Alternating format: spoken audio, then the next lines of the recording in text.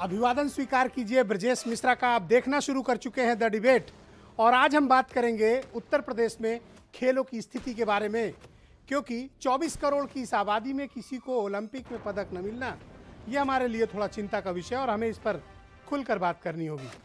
बहनों भाइयों, उत्तर प्रदेश की 24 करोड़ आबादी, रिसोर्सफुल स्टेट, सामाजिक परिवेश वाला उत्तर प्रदेश और 24 करोड़ की इस आबादी में ओलंपिक में कोई पदक न मिलना, यह अपने आप में प्रमाणित करता है कि उत्तर प्रदेश में खेलों की स्थिति क्या है। खेल सरकारों की न तो प्राथमिकता है और न हमारी सामाजिक और सांस्कृतिक परिवेश का हिस्सा। हमारे खेल फेडरेशन में पॉलिटिक्स हावी है, या तो वहां नेता घुसकर बैठा हुआ है, वो चला रहा है, या फिर कोई ब्यूरोक्रेट। खेल संघों को दरअसल ड्राइंग रूम पॉलिटिक्स ने बर्बाद करके रखा हुआ है उत्तर प्रदेश के भीतर। यही कारण है कि सरकारों की प्राथमिकता में स्पोर्ट्स कभी नहीं रहा। वरना क्या कारण है कि 24 करोड़ युवा लोगों का प्रदेश, एक अदद पदक भी नहीं मिला हमें, और हरियाणा जैसे राज्य 4-4 पदक लाते हैं, वो भी ओलंपिक में। यह इस बात का स्पष्ट प्रमाण है कि हमारी सरकारों की प्राथमिकता में स्पोर्ट्स है ही नहीं, और अगर है भी तो वो बस नाम मात्र के लिए, दिखावे के लिए। और हमारे प्रदेश का जो सांस्कृतिक और सामाजिक परिवेश है वो भी खेलों के प्रति जाने में युवाओं को रोकता है। आप उदाहरण के तौर पर देखें तो कोई भी अपने बच्चों को अच्छा खिलाड़ी नहीं बनाना चाहता। बिरले ही लोग ऐसे मिलेंगे। सब पढ़ लिख कर डॉक्टर, इंजीनियर, आईएएस, आईपीएस, जज बनाना चाहते हैं। कोई अपने बच्चों को स्पोर्ट्स में क्यों नहीं भेजना चाहता? कारण क्या है? हम उस तरह का वातावरण क्यों नहीं दे पा रहे? मैं पिछले 3-4 दिनों से इस बात को लेकर काफी फिक्रमंद था, इसीलिए मैंने आज ये डिबेट आयोजित की। और ट्विटर पे जब मैंने नीरज चोपड़ा को बधाई संदेश लिखा तो तमाम लोगों ने मुझसे ये सवाल पूछा कि आप इस पर डिबेट क्यों नहीं करते हैं, कि हम इतने बड़ा राज्य, इतने संसाधनों से भरा हुआ राज्य, हम ओलंपिक के लिए खिलाड़ी तैयार क्यों नहीं कर पाते? क्या कारण है कि हमारी स्पोर्ट्स में उत्तर प्रदेश फिसड्डी है? क्या हमारी नीतियों में कमी है? क्या हमारे खेल संघों में कमी है? या हमारे परिवेश में कमी है? या हमारे पेरेंट्स में कमी है? या हमारे समाज में कमी है? हमें इस पर चिंता करनी चाहिए, इस पर विचार करना चाहिए। दुनिया में युद्ध लड़के कोई नंबर 1 देश नहीं बनता है। अब जो ज्यादा पदक लाता है, दुनिया में इज्जत उसकी होती है और दुनिया में लोग उसकी सराहना करते हैं। जो ज्यादा पदक जीतता है, दुनिया में उसका सम्मान होता है, उस देश का। आप सबसे ताकतवर हैं, ये आप मिसाइल, टैंकर, एटम बम, इन सब से हो सकते हैं, लेकिन हर 4 साल में होने वाले ओलंपिक दुनिया में आपके देश के बारे में एक प्रबल धारणा तैयार करते हैं। तो क्या कारण है कि उत्तर प्रदेश ओलंपियन नहीं तैयार कर पाता, वो भी मेडल जीतने वाले? मुझे बताया गया कि 1981 में हॉकी में एक संयुक्त किसी को पदक मिला था। 41 साल हो गए, उत्तर प्रदेश को कोई पदक नहीं है। तब से न जाने कितनी सरकारें आई और गईं, सिर्फ एक ही सरकार जिम्मेदार नहीं है इसके लिए। मैं मानता हूं पीछे से आ रही सभी सरकारों में खेल प्राथमिकता ही नहीं है। जिस मंत्री को उपेक्षित करना होता है उस मंत्री को खेल कूद मंत्रालय दे दिया जाता है उत्तर प्रदेश में। यह धारणा है उत्तर प्रदेश में। 258 करोड़ का बजट वाला ये विभाग 90% पैसा अपनी कमिटेड एक्सपेंडिचर, जिसमें सैलरी, इंफ्रास्ट्रक्चर के रखरखाव, गाड़ी के डीजल, पेट्रोल और बिजली के बिल और तमाम टैक्सेस भरने में उसका पैसा जाता है। खिलाड़ियों को देने के लिए न पर्याप्त डाइट है, न उनको प्रशिक्षित करने के लिए अंतर्राष्ट्रीय या राष्ट्रीय स्तर के कोच हैं, न बेहतर इंफ्रास्ट्रक्चर है हमारे पास, न अच्छे फिजियोथेरेपिस्ट हैं हमारे पास, और न ट्रेनिंग को लेकर कोई हमारे पास विजन है। यही कारण है कि उत्तर प्रदेश खेलों के मामले में भयानक दुर्दशा का शिकार है। और इस बारे में एक नीति बननी चाहिए, और वो नीति किसी एक सरकार की नहीं होनी चाहिए। उस पॉलिसी को ओलंपिक को ध्यान में रखकर बनाया जाना चाहिए। आ रही जा रही सभी सरकारों का कर्तव्य होना चाहिए कि उस पॉलिसी पर फोकस करें और अपने प्रदेश को गौरवान्वित करने के लिए, अपने प्रदेश का मान बढ़ाने के लिए हमें अपने खिलाड़ियों को तैयार करना होगा। ताकि अगले 4 साल बाद होने वाले ओलंपिक में हम उत्तर प्रदेश से कम 4 से 5 पदक लाने की एक विजन पॉलिसी तैयार करें। इसके लिए सरकारों को अभी से जुटना होगा, लगना होगा, और हमें आपको भी अपनी सोच बदलनी होगी। हर चीज पढ़ने लिखने से ही नहीं होती देश दुनिया में नाम। खेलों के जरिए भी आप अपने प्रदेश का, अपने माँ बाप का, अपने शहर का, अपने राज्य का मान बढ़ा सकते हैं। हमें खेलों को तुच्छ भावना से नहीं देखना चाहिए। मैं सभी पेरेंट्स से भी यही अपील करता हूँ, स्कूल कॉलेजेस से भी अपील करता हूँ, और उत्तर प्रदेश सरकार से भी यही अपील करता हूँ कि आपको खेलों को लेकर एक स्पष्ट विजन बनाना चाहिए। और सबसे पहले तो खेल फेडरेशनों में जमे नेताओं और ब्यूरोक्रेट को निकाल कर बाहर किया जाना चाहिए, और उसकी कमान खिलाड़ियों के हाथ में दी जानी चाहिए, जिनको अंतर्राष्ट्रीय स्तर पर, एशियाड के स्तर पर, ओलंपिक के स्तर की जानकारी हो और उनमें उन्होंने हिस्सा लिया हो। जब तक हम ऐसा नहीं करेंगे तब तक पूरे देश के सामने हमें इसी प्रकार से सिर नीचा करना पड़ेगा कि उत्तर प्रदेश के लोगों को तो पदक ही नहीं मिलता। पदक मिले भी तो कैसे मिले? या ना तो मंडल स्तर पर ठीक से आपके पास ट्रैक हैं, ना मंडल स्तर पर, जिला स्तर पर आपके पास बेहतर इंफ्रास्ट्रक्चर है, ना अच्छे कोच हैं, ना अच्छे फिजियोथेरेपिस्ट हैं। हॉकी के लिए कितना अच्छा एनवायरनमेंट है उत्तर प्रदेश के भीतर, लेकिन क्या कारण है कि हॉकी में हम बेहतरीन खिलाड़ी तैयार नहीं कर पा रहे? क्या उत्तर प्रदेश की सरकार अंतर्राष्ट्रीय स्तर के कोच हायर नहीं कर सकती है? राष्ट्रीय स्तर के हायर नहीं कर सकती है? क्यों नहीं कर सकते हैं? बशर्ते विजन होना चाहिए। इस विभाग में तैनात होने वाले प्रमुख सचिव, उनका मन नहीं लगता इसमें। स्पोर्ट्स का इंफ्रास्ट्रक्चर जीर्ण शीर्ण हो चुका है। आप इनके स्टेडियम चले जाएं तो आपको रोना आएगा, ये इतनी बुरी हालत में। इनके हॉस्टल चले जाएं, बेहद घटिया स्थिति में। मैं तो यहां तक कहता हूं कि आपके पास जो उत्तर प्रदेश सरकार के स्पोर्ट्स कॉलेज और हॉस्टल से वहीं अंतर्राष्ट्रीय कोच नियुक्त कर लो, अभी भी वक्त है। नेशनल कोच नियुक्त कर लीजिए, अच्छे फिजियो नियुक्त कर लीजिए, अच्छे ट्रेनर तैयार करिए, और फिर उनमें से सिलेक्ट करिए। मैंने देखा है उत्तर प्रदेश के भीतर हॉकी हो, कुश्ती हो, एथलेटिक्स हो, बहुत शानदार स्कोप है हमारे बच्चों में। बशर्ते उनको मौका मिलना चाहिए, सही गाइडेंस मिलनी चाहिए, प्रॉपर डाइट मिलनी चाहिए, अच्छी ट्रेनिंग मिलनी चाहिए, एक अच्छा वातावरण हमें खेल के लिए बनाना पड़ेगा। तब हम दुनिया के सामने शान से कह सकेंगे कि हमारे उत्तर प्रदेश के खिलाड़ी हैं। सिर्फ विभाग बना देने से, कर्मचारियों को सैलरी बांट देने से, यह हमारे आपके पैसे का दुरुपयोग है। बंद कर दीजिए ऐसे विभाग अगर आपको नहीं चलाने हैं तो, और अगर चलाना है तो ठीक से चलाइए। 4 साल की पॉलिसी बनाकर चलाइए, रिस्पॉन्सिबिलिटी फिक्स करिए। सिर्फ उपेक्षा के दृष्टिकोण से इस डिपार्टमेंट को नहीं छोड़ दिया जाना चाहिए। यह मेरा बहुत ही स्पष्ट मत है, और हमें इस बात का आज संकल्प लेना पड़ेगा इस डिबेट के माध्यम से। बहनों भाइयों, ऐसे मसले पर कोई टीवी चैनल डिबेट नहीं करता है। यह गैर पारंपरिक डिबेट है, लेकिन मैंने इसलिए आयोजित की है ताकि हम अपने भीतर के स्पोर्ट्समैनशिप को बढ़ाएं, अपने समाज को तैयार करें कि उन्हें एक अच्छे खिलाड़ी भी प्रोड्यूस करने हैं। आप विधायक, सांसद, मंत्री, आईएएस, आईपीएस, पीसीएस, जज, वकील, पत्रकार क्या तैयार करते हैं? अरे भाई, खिलाड़ी भी तैयार करो। अब उसका वक्त आ गया है। खिलाड़ी बनने पे पैसा भी मिलता है, नाम भी होता है, और कभी अच्छे खिलाड़ी में अच्छा शॉट लग गया तो मोहसिन रजा की तरह मंत्री भी बन सकते हो। स्कोप बहुत ज्यादा है। कुछ बयान सुने आप। आज तक के सबसे ज्यादा मेडल जीते तो 7 ओलंपिक मेडल्स इस बार भारत के खिलाड़ियों ने जीते हैं। यही नहीं, एथलेटिक्स में 121 साल इंतजार करना पड़ा, लेकिन इंतजार जब पूरा हुआ तो नीरज चोपड़ा ने गोल्ड मेडल जीतकर उसको पूरा किया है।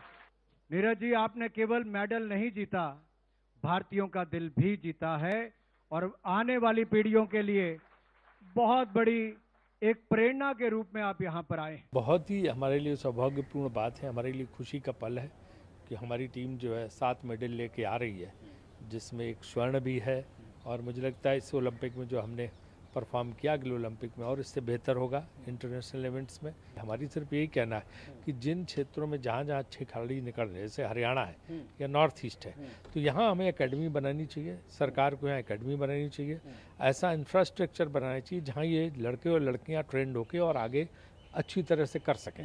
अभी क्या उनको सुविधाएं नहीं मिलती, सुविधाओं का अभाव है। बहनों भाइयों, ये बेहद गैर पारंपरिक डिबेट है, लेकिन मैं चाहता हूं कि सभी माता पिता, सभी गार्जियन, सभी यूथ इस डिबेट को गौर से सुने, क्योंकि आज हमने जो पैनल आमंत्रित किया है एक बेमिसाल पैनल है, जिनके पास खेलों के और खेल प्रशासन के बेहतरीन अनुभव है और वो अपने अनुभव आपसे साझा करेंगे, इसलिए सब्र से सुनिएगा।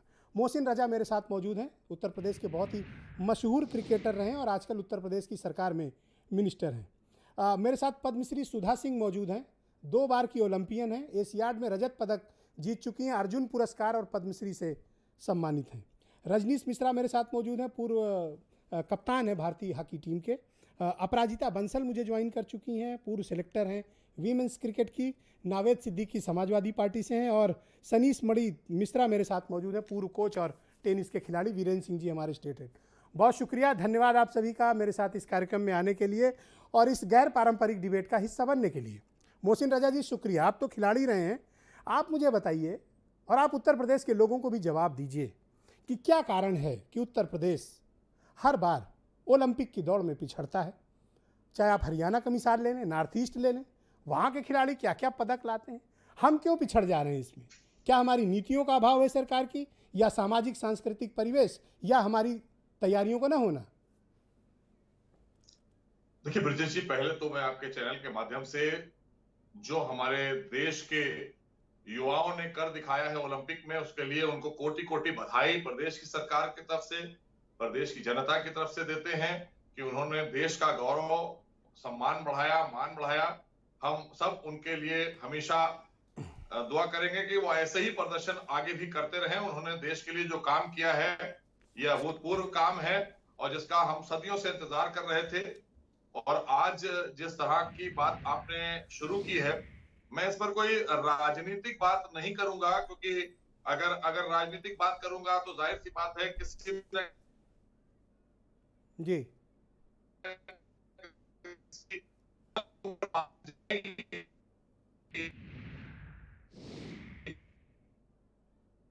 पर भी जाते हैं तो खेल भावना देते हैं, तो मैं खेल से ही आया हूँ। लेकिन आज मैं ये जरूर बताना चाहता हूँ कि उत्तर प्रदेश में आज एक स्पोर्ट्स की यूनिवर्सिटी जो हम बनाने जा रहे हैं, वो पहली यूनिवर्सिटी होगी देश में नहीं, एशिया में। मुझे लगता है कि वो बहुत आधुनिक यूनिवर्सिटी होगी और उससे आने वाले समय में जो आज 7 मेडल हैं, तो 2024 में हो सकता है हम 24 या और उससे ज्यादा मेडल लेकर आएंगे।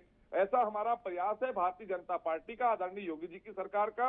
और हमने उन खिलाड़ियों को, जो खिलाड़ी वहां पर प्रदर्शन के लिए गए थे, स्पर्धा के लिए गए थे, उनको भी 12-12 लाख रुपया दिया है और साथ ही साथ 1 करोड़ रुपए का इनाम जो हमारे गोल्ड मेडलिस्ट हैं उनके लिए रखा गया था। तो गोल्ड मेडल वाले प्लेयर को भी हमने, हमारे जो नीरज चोपड़ा जी हैं, उनको भी उत्तर प्रदेश सरकार ने 1 करोड़ रुपया दिया है।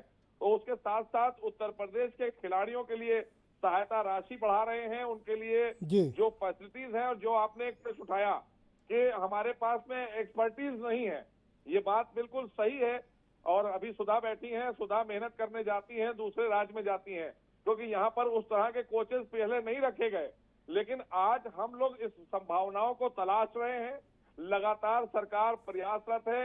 हमारे पास में इंफ्रास्ट्रक्चर है, हमारे पास में तमाम और संसाधन हैं, लेकिन कोचेस न होने की वजह से हम उन खिलाड़ियों को प्रॉपर ट्रेनिंग नहीं दे पाते हैं।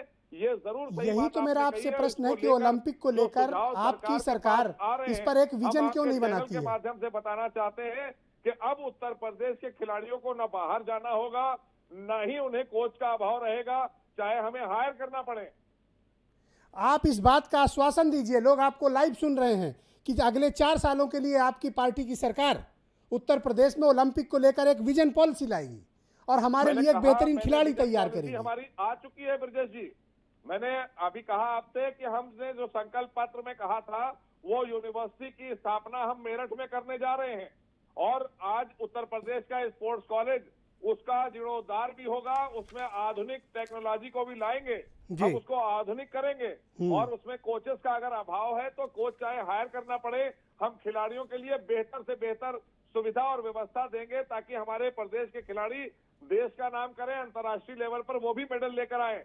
ऐसा नहीं है कि हमने सोचा नहीं और हमने जो सुझाव आए हैं, मैं दूसरी डिबेट में हूं, इससे पहले भी किसी एक चैनल की डिबेट में था, तमाम हमारे राष्ट्रीय अंतर्राष्ट्रीय खिलाड़ियों ने जो सुझाव दिए हैं, जो आम जनता के सुझाव आ रहे हैं, वो सरकार के लिए हितकारी हैं।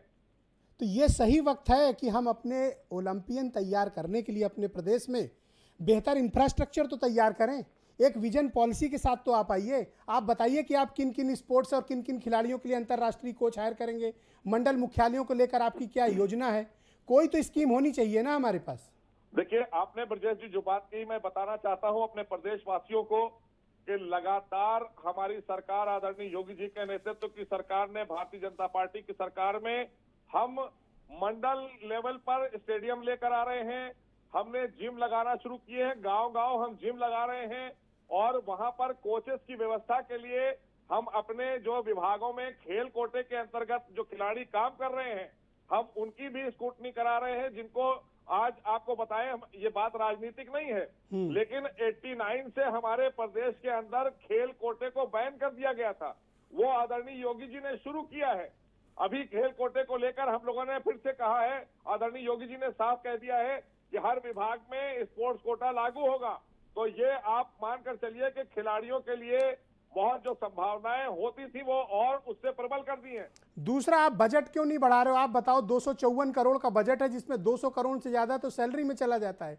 अब 54 करोड़ में कोई क्या खाएगा, क्या नहाएगा, क्या पहनेगा और क्या डाइट करेगा? आपने अच्छी बात कही है। जब आप डिबेट करते हैं तब इस तरह के प्रश्न उठते हैं, क्योंकि जो देश के लिए बाहर जाकर मेडल लेकर आता है और जिससे हम ये उम्मीद करते हैं कि हमें उससे मेडल मिले, तो उसके लिए उसकी व्यवस्थाओं को भी हम ही देंगे, सरकार की ही जिम्मेदारी होती है। लेकिन चूंकि पिछली सरकारों ने खेल कोटे को बंद कर दिया, खेल के संसाधनों में भ्रष्टाचार कर डाला, ये हम इसलिए नहीं कह रहे राजनीति, फिर वही वाली बात होगी, लोग कहेंगे कि साहब सियासी मंच नहीं है। इसमें आपको सोचना चाहिए कि खिलाड़ी, उसका ना कोई धर्म ना जाति होती है, वो देश की धरोहर होता है, प्रदेश की धरोहर होता है। जब वो अंतर्राष्ट्रीय लेवल पर जाता है तो हमें उसको बेहतर से बेहतर सुविधा देना होगी, हमें खेल मंत्रालय का बजट बढ़ाना होगा, इसको लेकर और हमको खेल फेडरेशनों से नेताओं और ब्यूरोक्रेट को निकाल कर बाहर करना होगा। हमको खेल फेडरेशनों से नेताओं और ब्यूरोक्रेट को निकाल कर बाहर करना होगा। आपकी सरकार कैबिनेट से प्रस्ताव लाए और जितने भी फेडरेशन में ये ब्यूरोक्रेट और नेता, इनको निकाल बाहर करिए। ब्रजेश जी, ये आज की समस्या तो नहीं है और एक दिन में ये समस्या दूर होने वाली भी नहीं, आप भी जानते हैं और हम भी जानते हैं, क्योंकि हम सब देख रहे हैं कि कैसे मकड़जाल में खेल को रखा गया था। आज भारतीय जनता पार्टी की सरकार ने कम से कम एक अच्छा खासा हमारे पास बेहतरीन स्टेडियम, वो भी आपने यूपीसीए के हाथ में, वो भी यूपीसीए ने कब्जा कर लिया। एक इकाना स्टेडियम है, उसमें मैच ही नहीं कराता बीसीसीआई। तो मेरी नीति और नियत तो हमारी है जी। एक अच्छा खासा स्टेडियम कानपुर का वो यूपीसीए उठा ले गया, इकाना स्टेडियम, वहां बीसीसीआई मैच ही नहीं कराता। नहीं, बिल्कुल आपने जो प्रश्न उठाए, मैं कह रहा हूं ये सारे प्रश्न एक सुझाव के तौर पर जरूर आ रहे हैं और ऐसा नहीं कि मैं बात कर रहा हूं, ये रिकॉर्ड भी हो रहा है और हमारे तमाम अधिकारी और हमारे तमाम अफसर इस बात को नोट भी कर रहे होंगे और हम भी, चूंकि जो भी खिलाड़ी हमारे बैठे हुए हैं आपके इस पैनल में, वो भी सुझाव देंगे। अभी 2 दिन पहले सैयद अली साहब थे, हमारी सुमन जी थी, सभी लोग जुड़े हुए थे, तमाम और कोचेस भाटिया साहब जुड़े हुए थे, हमने उनसे भी सुझाव लिए हैं। तो सुझाव जब आते हैं और जो जनहित के होते हैं वो सरकार जरूर। अरे मैंने तो ये उदाहरण दिया कि भाई खेल कूद करके, खेल करके मोहसिन रजा जैसे मंत्री भी बन सकते हो, इतना स्कोप है। ब्रजेश जी फिर से सवाल दोहराएंगे? मैंने कहा खेलों में इतना स्कोप है कि कोई खेल कर मंत्री भी बन सकता है, आप उसके उदाहरण हैं, तो आप क्यों नहीं प्रेरित करते हैं लोगों को? नहीं, आप देखें केंद्र मंत्रालय में भी आपने देखें हमारे राठौर जी खेल मंत्री और तमाम और लोगों को भी लगातार मौका मिला। हमसे पहले हमारे चेतन चौहान जी भी खेल के मंत्री रहे।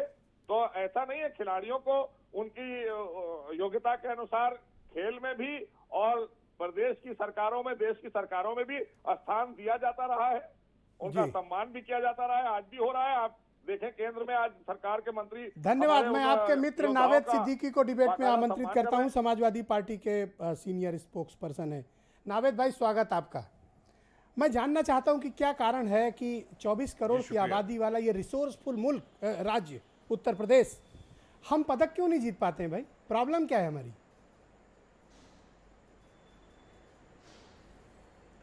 ब्रिजेश भाई, आज आपका टॉपिक बहुत लाजवाब है, बहुत बेहतरीन मौजू है आज की डिबेट का आपका।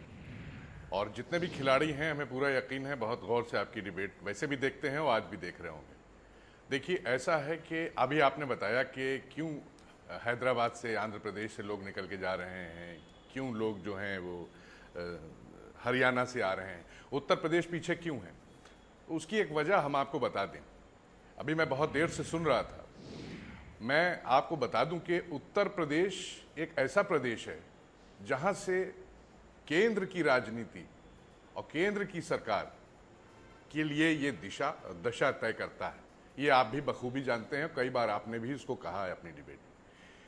उत्तर प्रदेश की जो राजनीति जो है वो केंद्र की राजनीति उत्तर प्रदेश से ही रास्ता इसका निकलता है।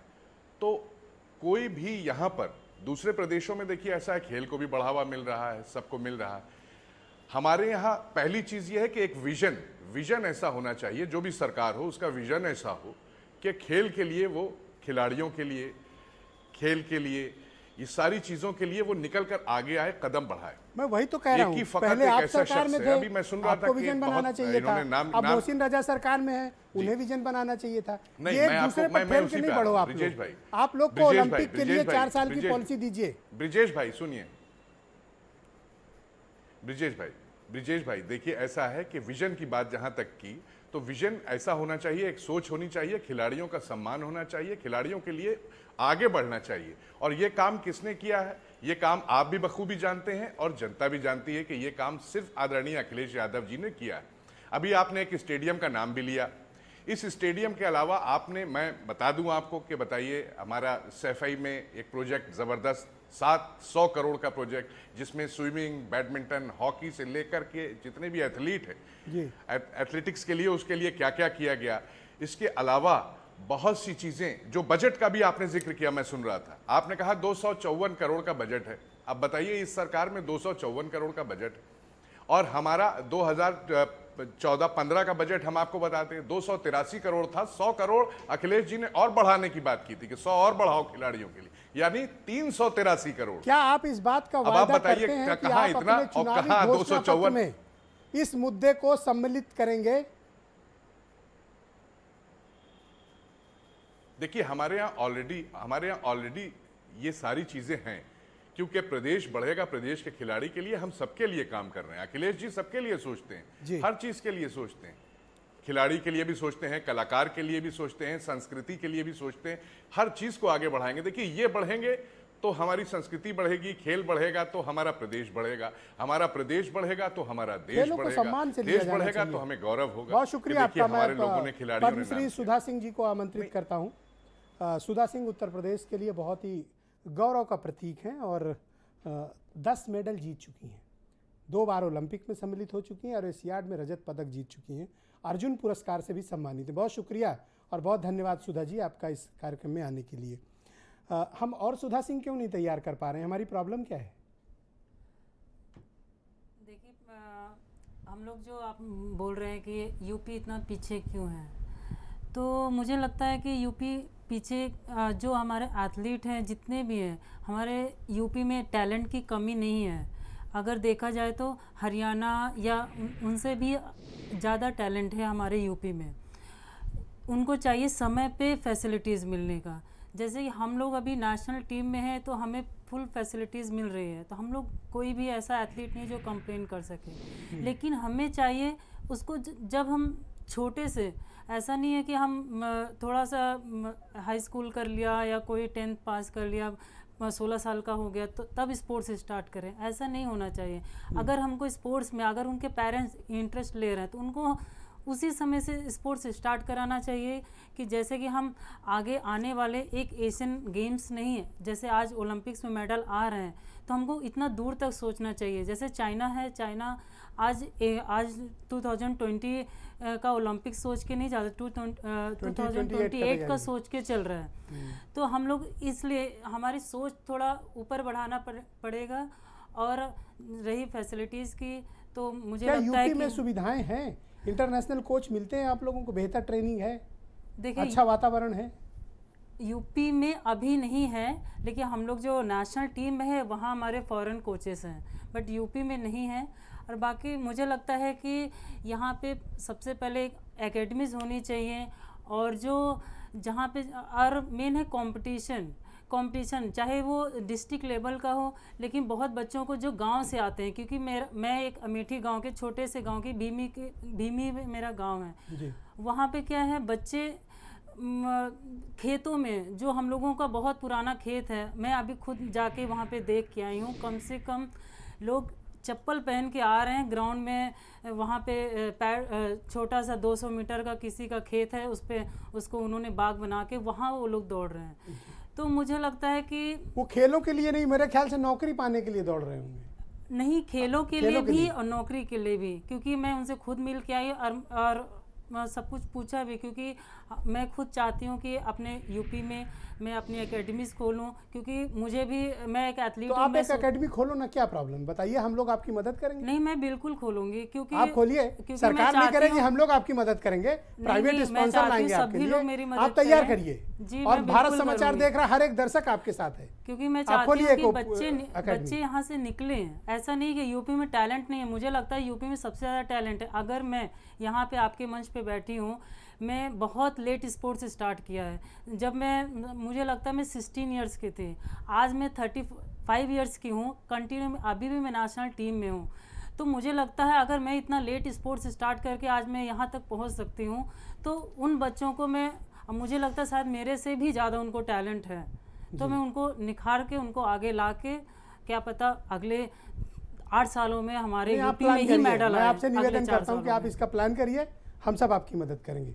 रजनीश मिश्रा जी मेरे साथ मौजूद हैं। रजनीश जी, बहुत शुक्रिया आपका, धन्यवाद, बधाई कि भारत को हॉकी में एक पदक प्राप्त हुआ।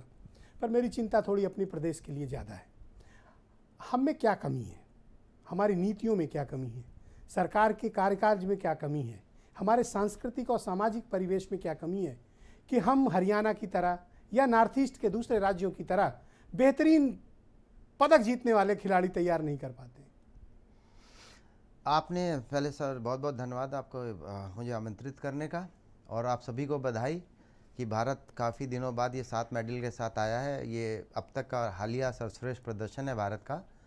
और अब आपके उस प्रश्न पे आते हैं। देखिए, आपने कहा था अभी बीच में, अब जो लड़ाई होती है टैंकों से, मिसाइलों से नहीं, वो कंट्री आगे जाने जाते हैं जिन्होंने अपना मेडल में या स्पोर्ट्स में अपने आप को, उसमें भी अमेरिका ही आगे है, और सेकंड नंबर पे शायद चाइना या यूक्रेन। तो आपको ये दर्शाता है कि जितनी भी विकासशील कंट्रियां हैं उनमें स्पोर्ट्स का क्या हालात है। हमारे यहाँ सबसे बड़ी दिक्कत ये हो रही है कि हमारा जो समाज, आप जिसकी बात कर रहे हैं सोसाइटी, उत्तर प्रदेश में सोसाइटी जो पेरेंट्स हैं वो खेल के प्रति आकर्षित नहीं हो रहा है। आकर्षित होते हैं तो वो सिर्फ क्रिकेट की ओर। सबसे बड़ी दिक्कत हो रही है कि कुल मिला के अगर आप जाइए, क्रिकेट के मोहसिन साहब बैठे हैं, बहुत बड़े खिलाड़ी रहे हैं, इनको खुद मालूम है एक क्रिकेट के 19 के ट्रायल में 2000 बच्चा, 3000 बच्चा आता है। If we will go to select children for 19, वहाँ 100 बच्चा नहीं आ रहा। ये जो क्वांटिटी का डिफरेंस हो रहा है, ये बहुत बड़ा आधारभूत ढांचे पे एक प्रहार करता है। क्या है कि आपके पास क्वांटिटी में 500 बच्चा आता है तो उसमें आपको क्वालिटी मिलेगी।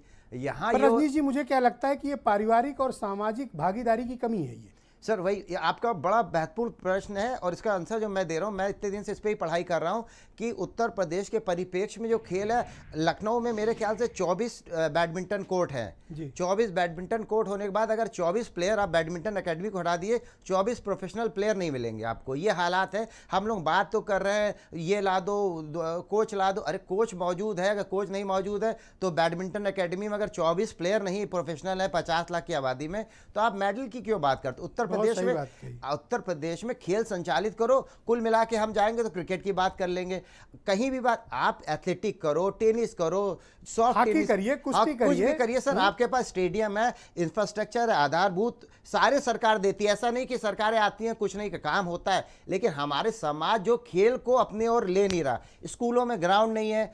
आप शारीरिक शिक्षा आप स्कूल में डालिए, उनका पाठ्यक्रम करिए कि आपको नंबर मिलेंगे।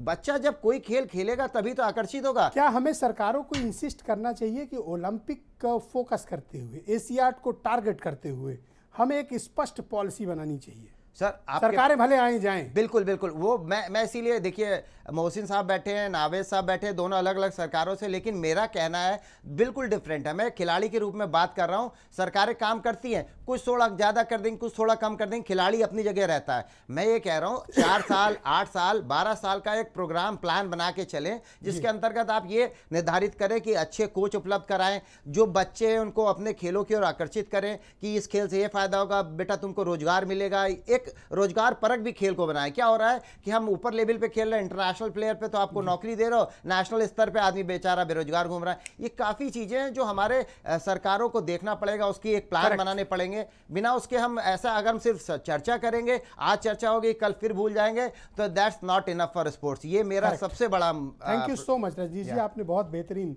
इनपुट दिए। मैं अपराजिता बंसल जी को आमंत्रित करता हूं इस कार्यक्रम में। अपराजिता जी, बहुत स्वागत आपका और धन्यवाद। मैं जानना चाहता हूं कि ये जिस विषय पर हम लोग आज चर्चा करने के लिए यहाँ पर जमा हुए हैं, आपके विचार से हम में क्या कमी है, कारण क्या आप मानती हैं, और आपके पास क्या सुझाव है कि उत्तर प्रदेश को हम खेलों की दिशा में कम से कम एक बेहतरीन राज्य के तौर पर तैयार कर पाएं?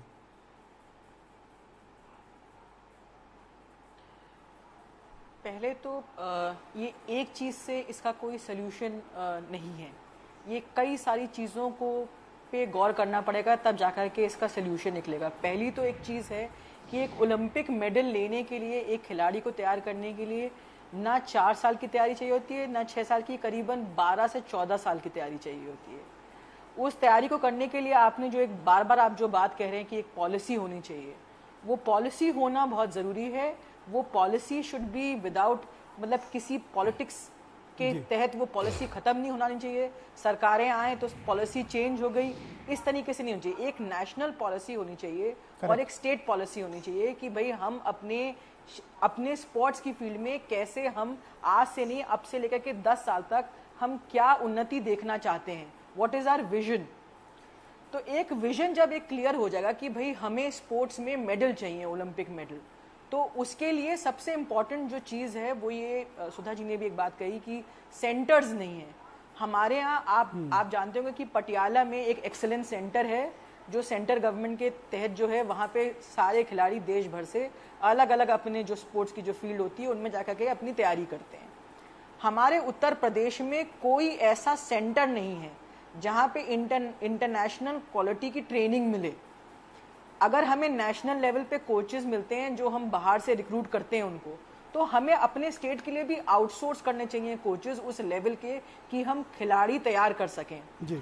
दूसरी बात यह है कि स्कूल लेवल पे जो करिकुलम होता है, हमारी जो धारणा होती है पेरेंट्स की, वही होती है भाई IAS बन जाओ, तुम जो हो पुलिस में चले जाओ, या लॉयर बन जाओ, या इंजीनियर बन जाओ। सब बनना, खिलाड़ी मत बनना, कहता अपने बच्चे से कि भाई तुम खिलाड़ी बन जाओ, खिलाड़ी मत बस। और अगर खेल कूद करनी है बच्चे को, तो उसको पता है कि भाई मेरे को एक नियमित रूप से बस इतने ही घंटे हैं खेलने के, उसके बाद जो है मुझे जाकर के पढ़ाई ही करनी है। खेल को बुरा माना जाता है। प्रोफेशनल स्पोर्ट्स में किसी बच्चे के अंदर जी, अगर आप क्षमता देखें किसी बच्चे के अंदर, कि आप देखें भाई इसके बड़ा प्रॉमिसिंग है, तो आपको उसको वो अपॉर्चुनिटी पूरी देनी पड़ेगी कि वो ब्लूम कर सके, कि वो अपने जो स्पोर्ट्स की जो फील्ड में है एक लेवल पे पहुंच सके। इसके लिए बहुत इंपॉर्टेंट है कि करिकुलम में स्पोर्ट्स को जो है बहुत इंपॉर्टेंस जो अब तक मिलती आ रही है, उससे काम नहीं बनने वाला है। स्पोर्ट्स के लिए एक अलग चाहती है कि इसको हम पाठ्यक्रम का हिस्सा बनाएं और स्टेट और नेशनल लेवल की एक हमारे पास पॉलिसी होनी चाहिए। करेक्ट। मैं सनीश मणि मिश्रा जी को कनेक्ट करना चाहता हूँ। ये उत्तर प्रदेश में खेल विभाग के पूर्व कोच रह चुके हैं और टेनिस के खिलाड़ी भी। इनके साथ एक दुर्घटना क्या हुई कि इन लोग की जॉब चली गई और इन लोगों को पलट कर खेल विभाग ने पूछा भी नहीं।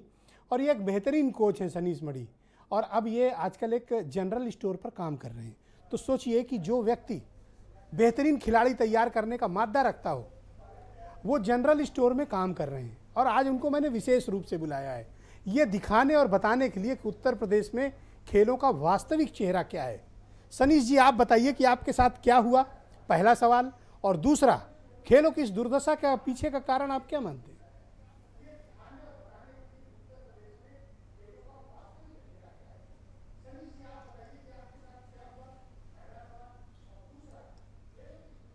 सनीश जी, आप मुझे सुन पा रहे हो? हाँ जी, आवाज़ आ गई। नमस्कार जी। आप क्वेश्चन दोबारा बोलेंगे प्लीज़? हाँ, मैं क्वेश्चन ये आपसे करना चाहता हूँ कि आपके साथ क्या हुआ पहले तो ये बताइए, और दूसरा उत्तर प्रदेश में खेलों की इस दुर्दशा के पीछे के कारण क्या हैं? जी, हमारे साथ ये हुआ, एक्चुअली हम लोग खेल विभाग उत्तर प्रदेश के साथ कॉन्ट्रैक्ट बेस पे काम करते थे एज अ कोच, अंशकालिक प्रशिक्षक थे। पिछले साल लॉकडाउन में 2020-25 मार्च को हमारा कॉन्ट्रैक्ट ख़त्म कर दिया गया, जिसका ना हमें कोई नोटिस दिया गया ना कुछ बताया गया। उससे एक महीना पहले हमसे रिन्यूअल के सारे फॉर्मेलिटीज़ करा ली गई थी। 20 फरवरी 2020 तक हम लोगों ने सारी अपने रिन्यूअल की फॉर्मेलिटीज़ पूरी कर दी थी, बट लॉकडाउन हो गया तो हम लोग का कॉन्ट्रैक्ट नहीं हो पाया दोबारा, मतलब रिन्यूअल नहीं हो पाया था। फिर ये हुआ कि जब अनलॉक 1 हुआ उसके बाद हमारा रिन्यूअल होगा, धीरे धीरे कहा गया होगा, बट सडनली ये कहा गया कि आप लोग का रिन्यूअल नहीं होगा जी, क्योंकि अब सरकार आउटसोर्सिंग के थ्रू लेगी सबको।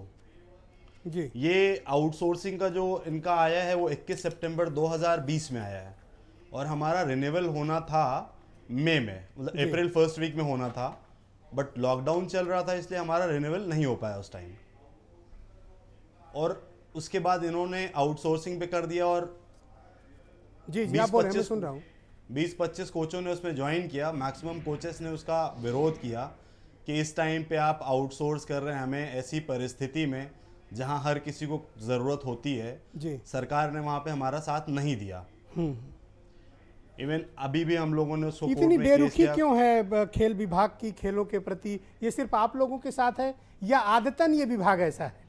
ये हमारे साथ ही नहीं है, ये सदियों से चला आ रहा है आपका। मतलब मुझे जब तक पता है पिछले 20 साल में कोई कोच की वैकेंसी नहीं निकली है। और अभी अच्छा, आप बताओ, क्या कोई अंतर्राष्ट्रीय कोच हायर किया यूपी सरकार ने कभी? हाँ, आप अंतर्राष्ट्रीय कोच की बात छोड़िए, जो हमारे रेगुलर कोचेस होते हैं जिनको कॉन्ट्रैक्ट पे रखते हैं, उनको नहीं रखा, उनको रिन्यूअल नहीं किया। मैं आप सब लोगों की बातें सुन रहा था कि स्पोर्ट्स को कैसे बढ़ाया जाए, सबने बहुत अच्छा एडवाइस दिया, सबने बहुत बढ़िया बताया, लेकिन ग्रास रूट पे किसी ने नहीं बताया। खिलाड़ी बनाने के लिए सबसे पहले ज़रूरी हैं 2 चीज़ें, एक वो खिलाड़ी और दूसरा कोच। हमारे यहाँ प्रदेश में मतलब ढेरों प्रतिभाएं हैं, प्रतिभाओं की कोई कमी नहीं है, लेकिन हमारे विभाग में परमानेंट कोचेस नहीं हैं। ओके। 10 महीने का कॉन्ट्रैक्ट होता है, कहा जाता है कि 10 महीने कोचिंग करेंगे, बट 10 महीने भी कोचिंग नहीं चलती है। जैसा कि अभी हमारे सारे सीनियर्स बता रहे थे कि 10 साल 12 साल चाहिए एक कोच क्यों नहीं लाए अंतर्राष्ट्रीय। जा रहे हैं? कारण आप पीछे क्या मानते हैं? पैसे नहीं है? पैसे तो हैं हमारे पास, हम हर जगह कंस्ट्रक्शन कर रहे हैं, कंस्ट्रक्शन वाली चीज़ें हो रही हैं, सप्लाई वाली चीज़ें हो रही हैं, बस सारा पैसा कोचेस को हायर करने में खर्च हो जाता है। तो आपका खत्म हो जीवन जाता कैसे है। चल रहा है? क्या कर रहे हो आजकल? आजकल मैं बस 2-4 घंटे काम कर रहा हूँ कहीं पे, और बीच में रोजगार आप की किसी तलाश जनरल में स्टोर हूँ। में काम कर रहे थे? वहाँ पे मैं कर रहा था, लेकिन वहाँ जब उनको पता चला कि मैं खिलाड़ी हूँ तो उन्होंने मुझे निकाल दिया ये कहकर आई एम सॉरी। कि आप इतने अच्छे खिलाड़ी हैं तो हम आपको रख नहीं सकते। बेसिकली देख रहे हैं आप लोग, ये हालत है उत्तर प्रदेश में खेल की। सुधा जी, ये खेलों का उत्तर प्रदेश का सनीश मणि मिश्रा जैसे लोग वास्तविक चेहरा हैं। यस सनी जी, गो एड। जी, तो हमारे यहाँ प्रदेश में कोई भी प्रतिभा कमी नहीं है। सबसे पहली जो चीज़ कमी है वो हमारे यहाँ कोचेस नहीं है। दूसरी चीज़ ये है कि हमारे पास कोई स्पोर्ट्स पॉलिसी नहीं है। तीसरी चीज़ ये है कि अभी सिर्फ टोक्यो चल रहा है इसलिए लोग इंटरेस्ट ले रहे हैं। बहुत बढ़िया बात कही। उसके बाद लोग भूल चीज़- जाएंगे। हाँ, उसके बाद कोई खेल से मतलब नहीं रह जाएगा। चौथी चीज़ एक और है, क्योंकि चुनाव आ रहे हैं इसलिए अभी हमारा खेल बहुत ऊपर उठाया गया हुआ है वोट लेने के लिए। और पांचवी चीज़ ये है कि जो हमारे यहाँ का एचओडी हैं, मतलब अभी हमारा जो प्रकरण चल रहा है उसमें ना हम लोगों से मुख्यमंत्री जी मिले, ना खेल मंत्री जी मिले, ना अपर मुख्य सचिव जी मिली। और बनाएंगे सबने सिर्फ यही ओलंपियन। बोला और चाहिए ओलंपियन इनको। हाँ, नहीं, ओलंपियन में नहीं चाहिए ओलंपिक में मेडल। अगर ओलंपिक में आपको मेडल चाहिए तो आप कम से कम ऐसी पॉलिसी बनाइए कि जो नेशनल मेडलिस्ट है जी, उसको आप सुविधाएं दीजिए अगले 4-5 साल के लिए। वो पॉलिसी का अभाव है। वीरेन जी भी हमें इस डिबेट में ज्वाइन कर चुके हैं। वीरेन जी, क्या कारण आप मानते हैं कि उत्तर प्रदेश की खेलों में ये दुर्दशा कैसे हो गई? क्या उत्तर प्रदेश में खेल महकमा एक बहुत ही उपेक्षित विभाग है कि जिस मंत्री से नाराज हैं उसको दे दो, जिस प्रमुख सचिव से नाराज हैं उसके ऊपर ठेल दो ये विभाग? देखिए, खेलों की दुर्दशा के पीछे राजनीति जिम्मेदार है। जब बिल्डिंग बनाने में उसका मुखिया इंजीनियर के बजाय कोई कलाकार हो जाएगा, नेता हो जाएगा, तो उस बिल्डिंग की ना तो गुणवत्ता बचेगी और ना ही उसमें सुरक्षा का भविष्य में कभी भी वो गिर सकती है, उसका कोई गारंटी दे सकता है। खेल इसी तरह से हैं। जब सेलेक्टर और मंत्री और लोग जब उस क्षेत्र से नहीं होंगे तो असली पीड़ा को नहीं जान पाएंगे। हमारा देश इस तरह का रहा ब्रजेश जी कि अगर क्रिकेट को छोड़ दिया जाए, क्रिकेट ने पूरे देश में सभी खेलों को दबा दिया। क्रिकेट के खिलाड़ी भगवान के तौर पर हैं। फुटबॉल तो खत्म हो गया, उत्तर प्रदेश में कहीं है नहीं। जो थोड़े मोड़े खेल बचे हैं वो ऐसे ही मौकों पे अखबारों में, टीवी में सुर्खियों में आते हैं कभी कभी, अन्यथा क्रिकेट के अलावा किसी चीज की चर्चा नहीं होती। लेकिन जो खिलाड़ी हैं अन्य खेलों के, वो अभाव में हैं। जो खेलों का जो हॉस्टल है कुछ ही खेलों के लिए उपलब्ध है, और हॉस्टल की उपलब्धता ये होती है कि अगर आप हॉस्टल में हैं, जैसे एथलेटिक है, हॉकी है, क्रिकेट है, हैंडबॉल है, तो यहाँ आपको खाना खुराक मिल जाएगी। बाकी में ना आपको खाना है, ना खुराक है, ना किट है, ना कोच है, ना संसाधन है। ये तो बाकी खेल का क्या होगा? तो 4-6 खेल हैं जिनके हॉस्टल अवेलेबल है, जिनमें छात्र पढ़कर ट्रेनिंग लेकर कुछ कर सकते हैं। अच्छा, दूसरी बात, गांव की प्रतिभा को पहचानने के लिए क्या व्यवस्था है? कोई व्यवस्था नहीं है। नंगे पैर दौड़ते हैं बच्चे, फटा जूता पहनकर लोग स्टेट लेवल तक दौड़ते हैं, देखा है आपने। तमाम आए दिन अखबारों में खबरें छपती हैं जी।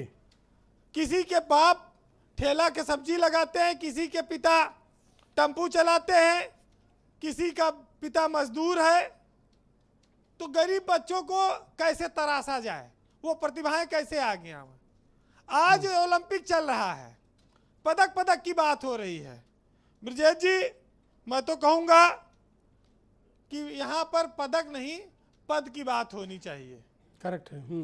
मंत्री भाई हमारे साथी हैं, मोहसिन रजा जी भले खिलाड़ी हैं, लेकिन खेल के साथ साथ ये राजनीति के भी बड़े खिलाड़ी हैं। और ये सियासी दांव पेच में अब इन स्विंगर आउट स्विंगर डालते हैं। ये क्रिकेट के खिलाड़ी रहे हैं, बड़ा पद है, और इनका मन शुरू से राजनीति में ही लगा। अब देख के ये लगता है, लेकिन पदक पर चर्चा करने वाले पदों का मोह नहीं त्याग पा रहे हैं, और वो इस व्यवस्था में चिंतित तो हैं, लेकिन उसका हल क्या होगा ये नहीं बता पाते। इस देश और प्रदेश की सियासत ऐसी है कि वो जनता के दिल से तो खुलकर खेलती है, लेकिन जब ओलंपिक की बात आती है तो वहां पर वो फिसड्डी साबित हो जाती है। अगर जनता से खेलने के बजाय खिलाड़ियों पर ये ध्यान लगाएं तो हम ओलंपिक में बहुत सारे मेडल और पदक लाएंगे जी। लेकिन अब आप जानते हैं कि अगर गोल्ड लाना है तो वो ऐसे नहीं आता है। सूरज से पहले आपको उठना पड़ेगा, सूरज को जगाना पड़ेगा, सूरज के बाद आपको सोना पड़ेगा, अथाह मेहनत अथक परिश्रम करना पड़ेगा। करोड़ों की दुआएं, कोच, ट्रेनिंग, खान पान, तमाम सारी चीजें इसमें शामिल होती हैं, तब ये आता है। लेकिन एक चीज अच्छी है, उत्तर प्रदेश में आज चर्चा हो रही है कि ध्यानचंद के नाम पर एक पुरस्कार हो गया जी। यही यूपी को मिला। 3 ओलंपिक में गोल्ड जीतने वाली टीम के वो सदस्य थे, असंख्य गोल दागे उन्होंने, वो जादूगर कहे हॉकी के कहलाए। तो यही इतना सम्मान से आप संतोष करो यूपी में। इसके अलावा ये लक्ष्मण अवार्डी, अर्जुन अवार्डी और पद्म श्री और राष्ट्रमंडल विजेता, एशिया विजेता सुधा सिंह, सनीश मिश्रा, क्या कितने लोग नौकरी दी यूपी सरकार ने, कितने खिलाड़ियों का सम्मान हुआ, इस पर कब बताएंगे? तो ये उत्तर प्रदेश का दुर्भाग्य है। मीठा मीठा गप, कड़ुआ कड़ुआ थू। जब मौका आवे तब चिल्लाओ, अपनी पीठ थपथपा लो। लेकिन ये देश के नायक हैं, इनका इस्तकबाल है जो आज इस डिबेट में आए हैं, जो आज इस डिबेट को सुन रहे हैं। हम उन सब खिलाड़ियों का हृदय से इस्तकबाल करते हैं। वो देश के लिए दिन रात मेहनत करके आगे बढ़ें, पदक लाएं। राजनीति के लोग पिक्चर दिखाएंगे आपको कि भाई दंगल देख लो, चक दे इंडिया देखो, भाग मिल्खा भाग और वेल डन साइना। देखो बहुत प्रेरणा मिली इस पिक्चर से, लेकिन जमीन पर कुछ नहीं आया। तो कुल मिलाकर ये है ब्रजेश जी 60 में। बाकी तो सियासत में सब चीजें आपको सुनने समझने को मिलती रहेंगी। आज साहित्य में 4 लाइन कहूंगा। आज जिन लोगों ने पदक जीता है उनके लिए एक साहित्यकार ने लिखा है कि जुगनुओं ने फिर अंधेरे से लड़ाई जीत ली और चांद सूरज घर के रोशनदान में आज रखे हैं। तो ये बहुत बड़ी उपलब्धि इस देश के लिए, लेकिन अभी और आगे बढ़ना है कि ये राहें ही ले जाएंगी मंजिल तक, हौसला रख। कभी सुना है कि अंधेरे ने सवेरे ना होने दिया हो जी। और परिंदों को नहीं दी जाती तालीम उड़ानों की, वो खुद ही तय करते हैं मंजिल आसमानों की। और रखता है जो हौसला आसमान को छूने का, उसको नहीं होती है परवाह गिर जाने की। बहुत बहुत शुक्रिया वीरेन जी, बहुत बहुत धन्यवाद आपका। मैं पद्मश्री सुधा सिंह जी की तरफ रुख करूंगा। सुधा जी, मैं आपसे समझना चाहता हूं कि क्या हमें उत्तर प्रदेश में ज़मीनी स्तर से पहले खेल को बढ़ावा देने की आवश्यकता है? इसके लिए सरकार को और प्राइवेट पार्टनरशिप को, सामाजिक परिवेश को भी हमें थोड़ा सा बेहतर बनाना पड़ेगा ताकि हम खेल के प्रति लोगों के मन में मान सम्मान की भावना रख सकें। जी बिल्कुल होना चाहिए। मुझे लगता है कि सबसे पहले, क्योंकि हम लोग जो सिटी में रहते हैं, मतलब जितना मैंने अपना देखा है, जो उनको पता रहता है कि आज ये डिस्ट्रिक्ट कंपटीशन हो रहे हैं, आज ये मंडल हो रहे हैं, आज यहाँ स्टेट हो रहे हैं। लेकिन जो गांव में हमें गांव से जहाँ बच्चे मतलब निकल सकते हैं, मुझे जितना मैंने देखा है, वहाँ के हमको लगता है जो प्रधान होते हैं उनके ऊपर भी कुछ रिस्पॉन्सिबिलिटी डालनी चाहिए कि वो वहाँ से उनको अगर निकालें। स्कूल से तो निकालना ही है, जैसे हम लोग भी स्कूल से ही निकल के आके आज यहाँ तक पहुँचे हैं। तो मुझे लगता है हर एक प्रधान के हर एक गांव में उनको भी रिस्पॉन्सिबिलिटी देनी चाहिए कि वहाँ पे भी वो कंपटीशन उनका छोटा करके उनको वहाँ से पहुँचाएँ। और मुझे लगता है कि अगर हम ज़मीन स्तर से वहीं से ही है, क्योंकि गांव में उनको नहीं पता चलता है कि कंपटीशन क्या है। उनको अभी हम बोलेंगे खेलो इंडिया, आप हमारे दर्शकों के लिए और उन्हें खेलो इंडिया भी नहीं पता है। आप हमारे राज्य और दर्शकों के लिए काम कर सकती हैं जी।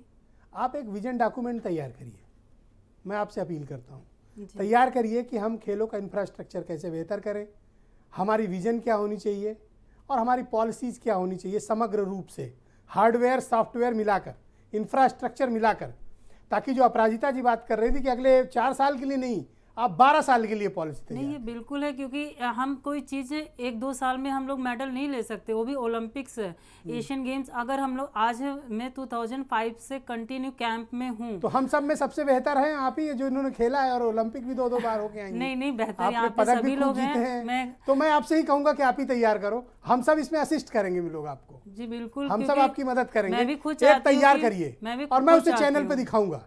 जी बिल्कुल। और चुनाव आ रहे हैं ना, इन लोगों को मजबूर करेंगे पॉलिटिकल पार्टीज को कि ये उसको अपने घोषणा पत्र में शामिल करें, जो नावेद सिद्दीकी अभी तैयार नहीं है। नहीं, मुझे लगता है कि इसमें सभी की सपोर्ट की, और इसमें ऐसा किसी को हम टारगेट नहीं कर सकते कि हाँ आप इनके ऊपर कि ये बनाना है। ये हम सबको सोचना है। अगर हम लोग सब लोग यहाँ पे मिलके सोच रहे हैं कि हमें मेडल लाना है, तो हमें सब लोग को मिलके सोचना चाहिए कि आगे क्या करना है। Correct. अगर एक दिन आज यहाँ डिबेट में बैठ के हम सोच लें कि अरे आज मेडल नहीं आया, आज मेडल आएगा, ऐसा नहीं होता है। हम लोग यहाँ लॉन्ग टर्म पे, यहाँ मैं खुद 2.5 साल के बाद खुद लखनऊ में आई हूँ, अपने घर आई, तो 2.5 साल में नेशनल टीम में कंटिन्यू ट्रेनिंग करती रही, लेकिन कभी हर चीज उतार चढ़ाव चलता रहता है, कभी इंजरी होती है एथलीट को, कभी। पर आप एक विजन डॉक्यूमेंट तैयार करिए जी बिल्कुल। और नावेद सिद्दीकी जी, मैं आपसे आपकी राय जानना चाहूँगा और आप मुझे बताएं कि ये आपके लिए बड़ा मुद्दा क्यों नहीं है, आप इसको घोषणा पत्र में क्यों नहीं लेते हैं?